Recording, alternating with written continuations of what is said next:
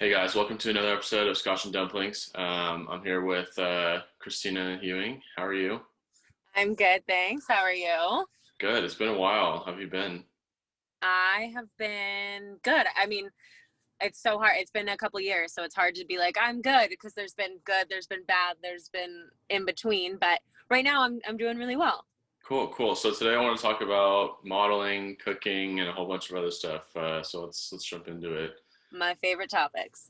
I always see on your stories that you're cooking bomb ass food, and I, Thank you. I always comment. I'm like, when are you gonna write a cookbook? So, So so actually, there's been a development in this. I don't think I've even told you this yet. I can't remember if I have or not, but in quarantine, so I've always loved cooking. I absolutely love it, and I've always just done it for myself, for my family, for friends. And then I love when I travel or when I go places, learning to cook new things. So that's kind of just always been my favorite thing to do. It's like my de-stressor at the end of the day.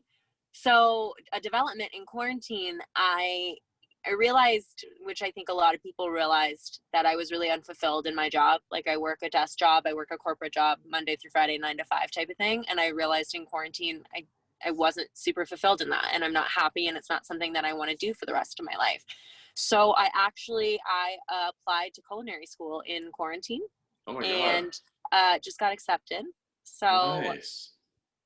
it's still a little confusing because I have to figure out when I'm going and what campus, just because of Corona. Obviously, it's a Right. really hands-on type of schooling. But yeah, I have absolutely always loved cooking. I learned from my mother, who learned from her mother. And it's just kind of been a way that my family has spent time together because we're a little bit larger. So like we cook together, and that's been our family time. So It's been a yeah, cool like I'm really bonding. excited about culinary school though. Yeah, that's awesome. Do you have like any like super favorite recipes that like you cook around the holidays with your family that you really love, or like that have like great memories attached to them, or Yeah, good memories attached, and probably like always my go-to is when I'm trying to impress someone, because it seems super impressive, but it's actually really easy to make, is homemade pasta. oh yeah, Everyone thinks it's the hardest thing, but it's one of the easiest dishes to make, especially if you know how to do it. And I've done it multiple times. So anytime I'm cooking for someone who's like, oh, I don't really cook, I don't know how to cook or whatever, it's a really easy people pleaser, and it's also just really fun to make. It is really fun to cut the pasta and make all the sauces and stuff. And the best part is I actually learned how to make pasta in Italy. I was fortunate enough wow. to travel to Italy, and my friend had a grandma there, and I met up with her, and she found out I loved cooking. We were talking, and one thing led to another, and she offered to teach me how to make pasta, and I learned how to make fresh homemade pasta in Italy. And it's a great way to connect with people as you're making the pasta, also to tell them like, I learned from an Italian nonna how to make this. And that's usually my go-to. That, and the other thing is, it's so easy because you can make it vegetarian super easily, you can make it vegan, or it's gluten-free, the kind that I make. So yeah, So you make it's like the noodles, the sauce, everything? yeah. Wow. And you learned from like the best way to learn how to make pasta. Like you didn't learn from a fucking like college class or whatever. Like which you went which if you do, works completely fine, but there's right. something to be said about having an Italian nonna in Italian, someone translating for her and showing you how to work the dough with your hands. So she taught me how to do it with my hands and with like a rolling pin.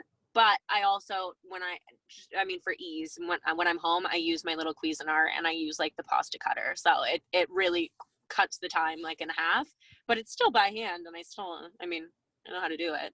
Yeah, so I kind of want to talk about traveling too. Yeah. Where have you been? I know that's like Oh, I've been really fortunate. I've been to a lot of places. It's easier to say where I haven't been. So there's only two continents I haven't been on yet, which is Antarctica and South America. Other than okay. that, I've been fortunate enough. I've been to every continent, the five other continents. I've been pretty lucky. My mother and father divorced when I was 3, and my mom loves to travel but didn't have a husband to travel with, so she took my brother and I. And since I was probably like 8 or 9, we would take a family trip like once a year. It started off simple with like Mexico, and then got a little bigger. We did Hawaii and Alaska. And then after that, as we got a little bit older and could appreciate things a little bit more, we started to see Europe and branch out a little bit further. And then I've picked up a love for it, and I do it with my friends as well. So it's hard to say where have you been, because it's a pretty exhaustive list, which is awesome. But Okay, let me narrow it down a little bit. Where are some of your favorite places that you've been? Okay, so much easier. Still hard, but so much easier. My top 2 places I've ever been, and they are completely tied for first. I couldn't tell you which one I love more. But they are South Africa. I went to Cape Town for a little bit, and then I went to in the desert, Kruger National Park, that's the name of it. And I did a safari for like 5 or 6 days, and it's just one of the coolest experiences I've ever had in my life. You wake up at like 4 a.m. and you watch the sun rise over the savannah, and there's lions walking by you, and just the noises. Really, it feels like you're in a Disney movie. Like, it is the most unreal thing I've ever dealt with. That and Florence, Italy. There's something about Florence, which most people wouldn't expect, because when you think of Italy, you think of Rome or Milan or Venice. But for me, Florence had this certain air about it that when I was walking the streets, it just was one of those moments where like everything felt right. Like, you feel like you're in a movie. The people, the smells, the sounds, the food. So those are my absolute top 2.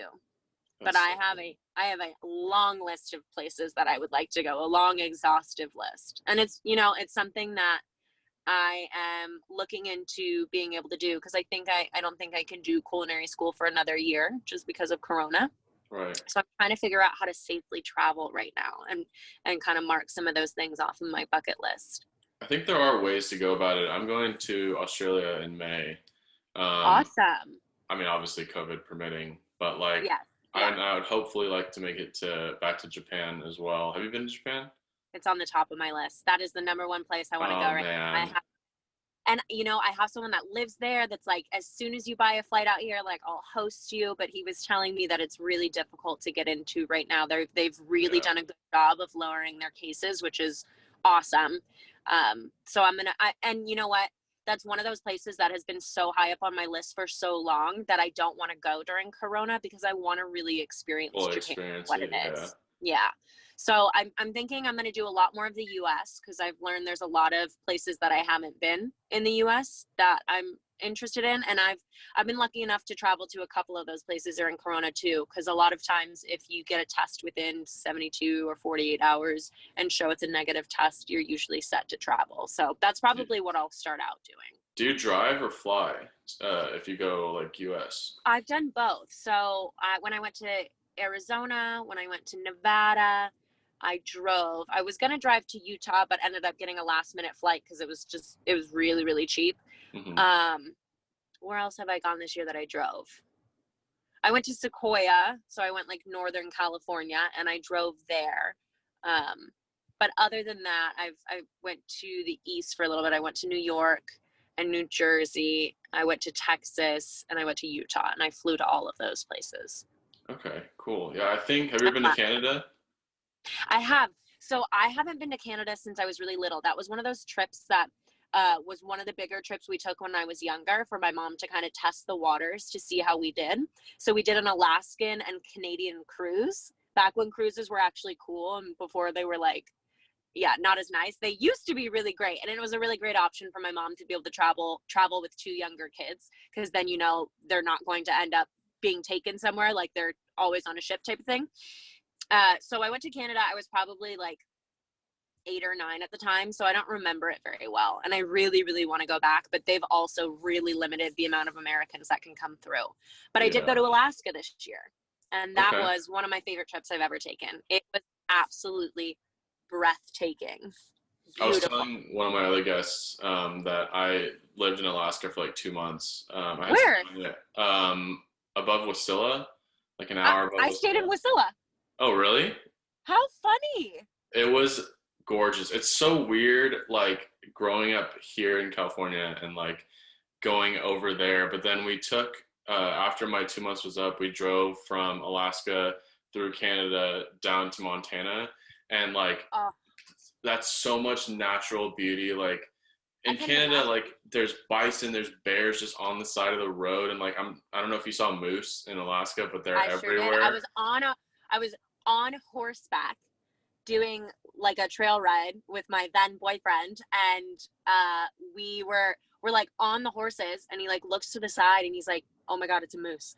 And it could have been really terrifying because it was a baby moose, and the horses could have gotten spooked and run away, and that could have been really bad if mama had come by, but she didn't. So yeah, I got to see a moose on horseback in Alaska. Like, who says that? Yeah, that's pretty sick. It was I really mean, cool. the ones that I saw were bulls, so they were like the big males, and they're fucking Oh, big. huge. That's absolutely ginormous. The people that we were staying with hunted, as do most people in Alaska, and he had a huge moose head on one of his, I don't know, like living room walls, mantles, or whatever, and it was absolutely gnarly. What time of the year did you go? So we went in June. Oh, So that's perfect. it was I couldn't have had a better trip. It was one of my favorite trips I've ever taken. It was so much fun, absolutely beautiful, and the people were so kind, that we stayed with. So it was really, really nice. Loved That's Alaska. awesome. Highly recommend. And everyone, when I went, was like, why are you in Alaska? I would never, ever go there. And I was like, well, I have friends there, and they offered for us to come. And normally it wouldn't be at the top of my list either, but now I am very much a big fan of Alaska. Highly recommend. Even like the air just feels different. Like it's so 100%. fresh and it's 100%. Oh, it's amazing. I don't think I could live there though. No. Maybe like I was gonna say summer home, but even a winter home. Like, even if you just go or like rent a place for like a month and stay for like the Christmas months or something like that, that'd be a really, really pretty place to stay. I think the darkness throws me off. Like in summer it's bright all day, but then in winter it's dark like You're right. all day. You want to go during the summer, because when we went and it was like only dark from midnight to 4, and by dark I put it in quotes because it was literally like dim. Yeah, just dim. Exactly. It literally looks like if God was to take like a little dimmer to the sun and just bring it down just a little bit. So it's like it's still light out, but a little dimmer. Yeah, it was amazing. I definitely want to go back sometime, but yeah, me too. It's on my list, but now it's definitely pushed back down because of, getting to go recently. Yeah. I also want to talk about modeling, and I guess like everything that entails, like your OnlyFans, your Cameo. How did you like first get into that? People always ask me this, and I don't know that I have like an exact time in mind. I've been kind of doing the Instagram thing since before it was really a thing. I started to gain traction like my, I don't know, senior year of high school. I don't really know how. It kind of just happened. Like, accounts kind of just repost your stuff type of thing. And so that, and then in like college, I would say. So this was, let's see, I graduated how long ago? How long ago did we graduate? This was years ago. I don't know, like. Fuck, I don't know. I don't know. So yeah, I graduated high school in 2013. So I graduated 7 college. years ago. Okay, yeah, something like that. So, well, that was, yeah. So like 7 years yeah. ago, it started to take off. So this was before like influencing was really a thing, I worked with the brand Arsenic, if you've ever heard of them, Arsenic Magazine.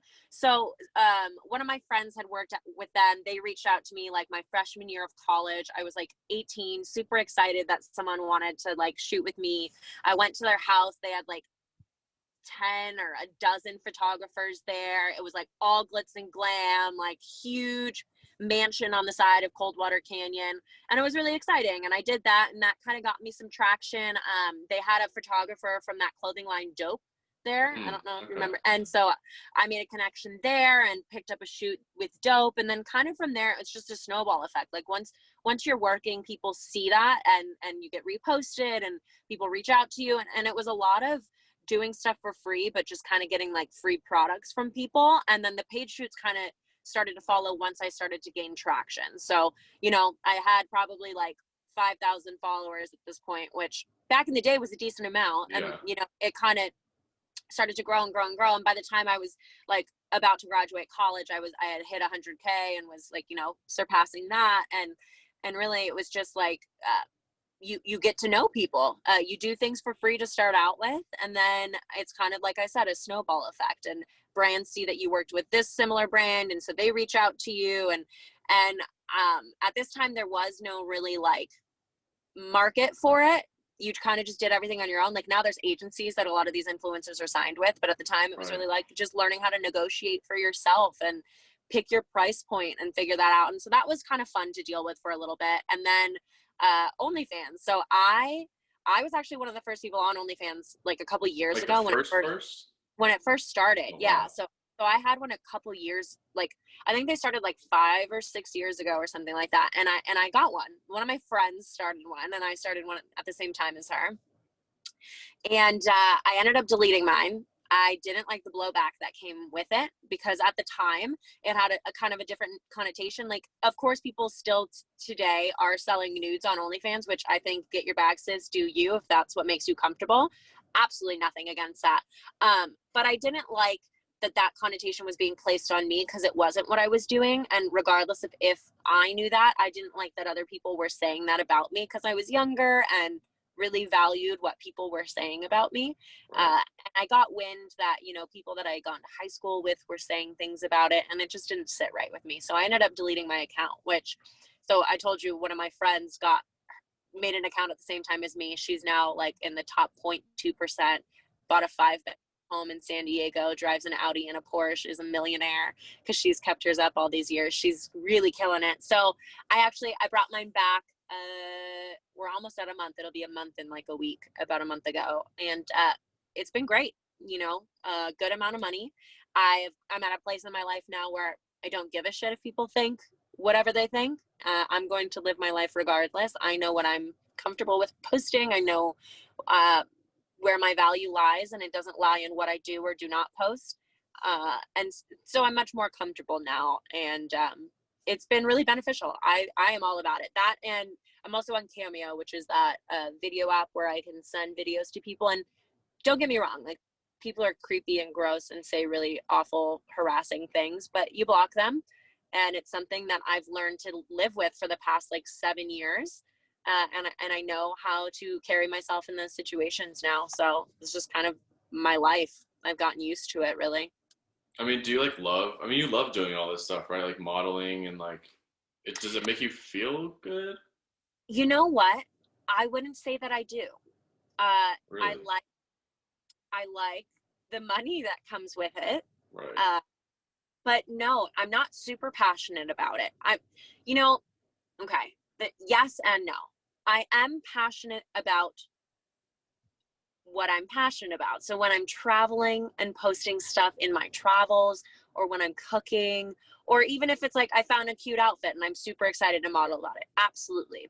What I'm not passionate about is when I feel like I have to curate content specifically to please other people as opposed to myself. So I take back what I said about not being passionate about it or not liking it. That's not true. Sometimes I feel really weighted down by the pressure of needing to curate content for my follower base rather than creating content that I enjoy creating because it gets less traction or views or comments. And unfortunately, that matters, not to me, but to brands that I would like Right. to work. So yeah, I do. It's really fun and I really enjoy doing it, but it also has some consequences that I don't love. And sometimes it does feel like a job. And sometimes, you know, you sit there and you're like, I wish I kind of just had like a personal account where I went to dinner with my friends and I'd love to post about it, but I don't really get the option to do stuff like that because my posts need to be curated so that they generate traction and comments and whatever, so more people are willing to work with me. So that gets a little difficult. Obviously, anyone who's listening to this, I don't want anyone to think that I'm ungrateful for 1 second. That's not my intention whatsoever. I'm simply saying there are aspects of it that people don't necessarily realize until you're living it yourself, and then you feel that pressure, and it kind of takes the fun away from social media that, say, someone without only a couple thousand followers would maybe get to have. I mean, you could argue that for a musician, you could argue that for a comedian. Like I feel like anything entertainment related is always going to have, honestly, anything in life, I feel like has aspects of it that are less desirable, you know? But I Absolutely. think it's like whatever industry, you know, I'm in music, you're in like modeling and a bunch of other stuff, and like it's rewarding, and I think there's like a lot of opportunity there. Has your like mental health suffered at the like for like modeling and stuff, like maybe like body Absolutely. image or like Absolutely. self-esteem? Yeah. So, I mean, I think it would be safe to say any 25-year-old woman feels pressures from society about their body and compares themselves via social media. Uh, the differences with modeling that I've had to deal with that have been very difficult for me and have had quite an impact on my mental health are I get people think that because I have a larger follower base, they can say whatever they want and I won't see it. Uh, or they say it because they think they're hidden behind a screen and they're never going to meet me and it doesn't matter. But there have been some very, very hurtful comments and DMs, and my ex-boyfriends have gotten DMs from people just being malicious, very unkind, and saying just hurtful, awful things. And sometimes it's really easy to just like let it roll off your back. But when you have like hundreds of people in your DM saying you're fat or lose weight, or I liked you when you looked like this, you've put on some weight, or whatever, even the good stuff, when people are commenting and they're like, I can tell you've been working out, like you look really good, I can tell you've lost a lot of weight, what's your secret? When you can tell people are placing so much value on what you look like, it's really difficult for you to be able to then make that separation of, my value is not placed in my body, my value is placed in the fact that I'm a good human and I'm a kind friend and people love me. It's really easy to get sucked into, well, people like me better when I'm 10 pounds less. Like, I need to make sure that I'm 10 pounds less, or else I'm not going to have friends, or else people aren't going to like me. And it's really difficult to get out of that mindset. It's something that I'm working through in therapy, because it's really difficult to disassociate yourself from that when it's been, hounded into you for 7+ years now. Yeah, I think like again like this like entertainment industry can like boost your self-confidence, but it can also like just as easily like 1 second later completely like rip it away. I mean, I can't speak from experience like the same things that you've experienced, but I mean, I'm sure it's not like, I'm sure there's some awful shit that people say, and you know, Yeah, and and you know what? And I don't want to harp on all the negatives, because people also say some really wonderful things to me, and I've made some really good friends through social media also. Like, just someone DM'd me and said, I've been following you for a while and I love your energy and I'd love to hang out, type of thing. And I hung out with her and we're friends now. So it's not to say that social media is a terrible thing, and it has opened so many doors for me and given me so many opportunities, but it does have a very large impact on my mental health, and it's something that I really, really want to focus on, and something that I don't know that I will always be in social media, long term. We'll see. It's all about figuring out ways to make it work for you, and if it doesn't, figuring out how to change that. yeah, and I think it's hard. I mean, I want to keep touching on the mental health thing. Like, a lot of people our age, and like, no matter what you're doing right now, like, it's hard for us to like, I feel like, address mental health. And there's starting to become like a more of an awareness to it. I mean, I started therapy like middle of this year when I went through my breakup, and like I was so turned off to like the word therapy for so long because I had like this negative connotation to it. I was like, oh, like I felt kind of weak. I don't know if it was like my pride or something. I was like, do I Yeah. really like need someone else to tell me how to do this? And then I would like vent to my friends, and like I'm like, oh, this is basically like therapy. Why am I going to pay to do it? But like it's so But it's different. not. Yeah. It's not. It isn't. And I'm such a big fan. I will tell everyone until I'm blue in the face they should go to therapy, whether you are absolutely in love with your life and everything about it or not. I think there is no negative to talking to someone about when life does get difficult, and what that is and what it means and how to deal with it. Yeah, I am all about it. And it's one of the things that I'm really excited that I get to talk about on my platform. Since I have a larger platform, I post about going to therapy all the time. I posted something like a week and a half ago or 2 weeks ago saying, I've been going to therapy. I love her so much. I just finished a session tonight. It was really fantastic. I'm feeling really great. if anyone has ever considered it and it wasn't sure, like, this is your sign type of thing. Because you know what? Sometimes that's what you need. You need like the universe to give you the sign that says, hey, value yourself and value your mental health and do something about it, because I know that I need that sometimes. So if I can help one single person, that makes it fulfilling to me, and it's worth it. So How else do you like cope with like stress and anxiety and whatever else, I you hang out know? with my friends. I realize I'm my best self when I'm around my friends, and that only works if your friends have your best interest at heart. I've done a really good job over the last couple of years of kind of limiting my circle and really going for quality friendships over quantity. Like when I was in high school and beginning years of college, it was all about, I want to be friends with everyone. I want to go to every social event. I want to go to every party, which I think is very typical and it's great. And then you kind of learn to scale that back, and then you scale it back a little bit more. And then you find that you have like your circle. And I realize when I'm around them, I feel my absolute best because they love me. They have my absolute best interest at heart. They have tough conversations with me when they need to be had. And I know that I am growing even just by hanging out with them. So that's one way I cope. I cook. That is one of my absolute favorite things. That's kind of my me time. It's my hobby. I sit there, I recipe develop, I test things. It tastes good. When you're done, you get to eat something. And then I usually put on a podcast or some music and put it on the speaker in my kitchen, and I just sit there and I chop and I saute, and that is It's just like like such a coping cathartic. mechanism for Yeah. me. It is really cathartic for me. Um, and then I exercise quite a bit. I make sure to move my body every single day. Even on the days where it's like I can't even get out of bed, I make sure to at least go for a walk around the block or something.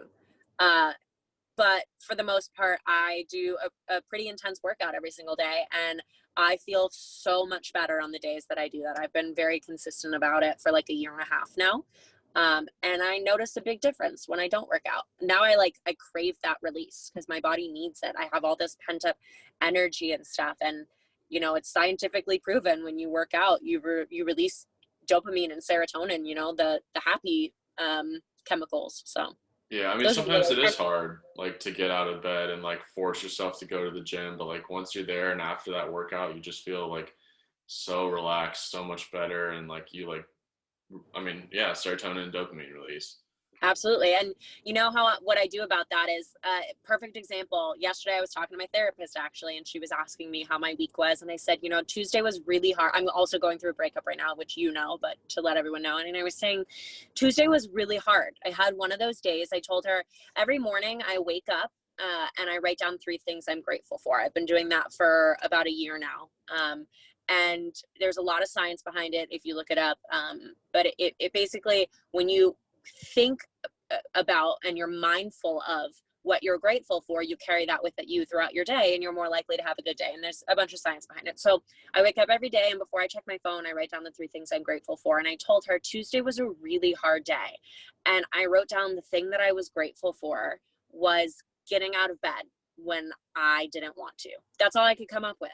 Normally it's like I have these really great intricate answers. I'm grateful that I could just spend time with my friends, or I'm grateful that I had that really yummy slice of pizza, or whatever.